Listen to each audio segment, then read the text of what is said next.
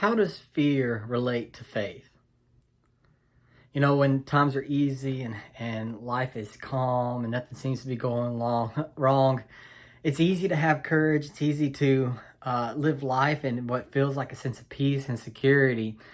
But as soon as that storm hits, as soon as the job doesn't work out, or the family member gets sick, or something happens and the storm hits in life and things begin to work out not exactly as you have planned, that then it's hard to have courage. At those moments we can feel a sense of fear and wonder, like, is God really going to come and help me right now? What's going on?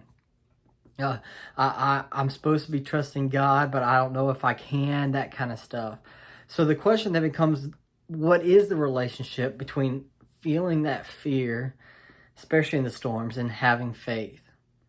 Well, the disciples of Jesus, they faced a situation where they were confronted with that very same question, how their own fear related to faith. And Jesus had a strong lesson for them.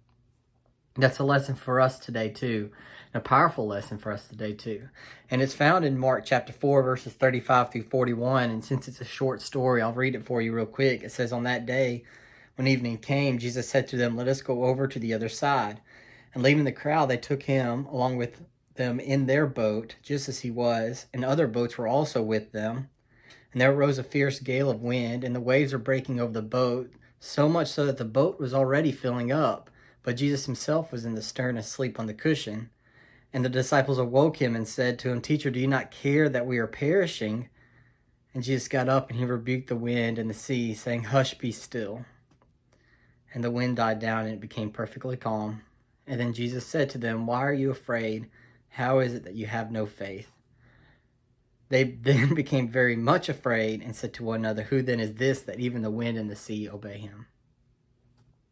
So Jesus, he's been teaching a crowd, and he decides that he says, "Hey, let's go over to the other side." The other side of the lake they're standing on. And so Jesus gets in the boat with his disciples, and it says there's other boats that go with them, and off they go across the lake. And we have to remember that these disciples, they were, a lot of them, fishermen. So they knew how to handle boats. They had been in storms before. This was not their first time out on the water. And yet, even though it wasn't their first time, something unique happened, because while they're out in the boat, Jesus is asleep in the back of it, and a storm comes up, and it says this storm is so bad that the boat is beginning to fill up. And these men, many of them again, are seasoned sailors. These seasoned men who have been on the lake their whole lives believe they're about to die. They're afraid of the storm. So they come up to Jesus and they say, "Do you not care about us? Do you not see what's going on? Why are you not doing anything? Why do you not care that we're perishing?" And Jesus just gets up and tells the sea, "Be quiet," literally. And it gets calm. And then he asks them, "Hey, why are you afraid? How is it that you have no faith?" And the key to this passage then rests in the very last verse.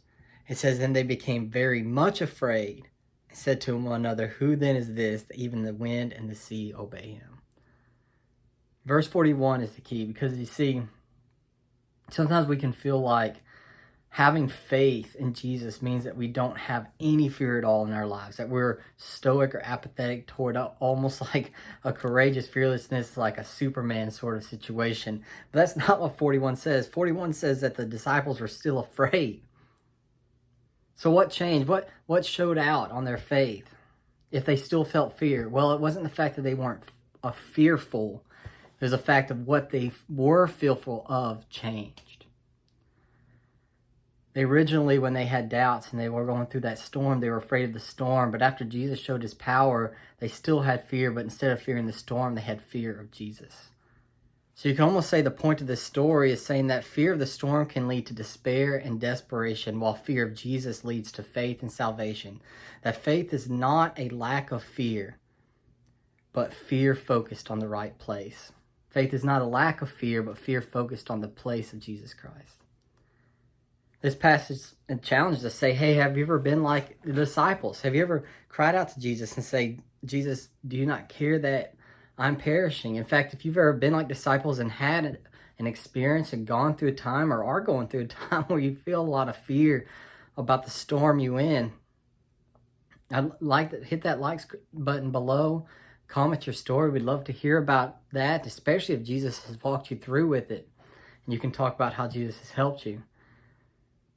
But this passage for us to say, hey, we can be like disciples a lot of times, and our fear can get focused on our storms.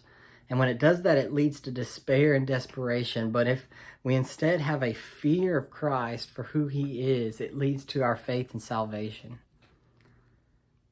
And so faith is having a fear focused on the right place.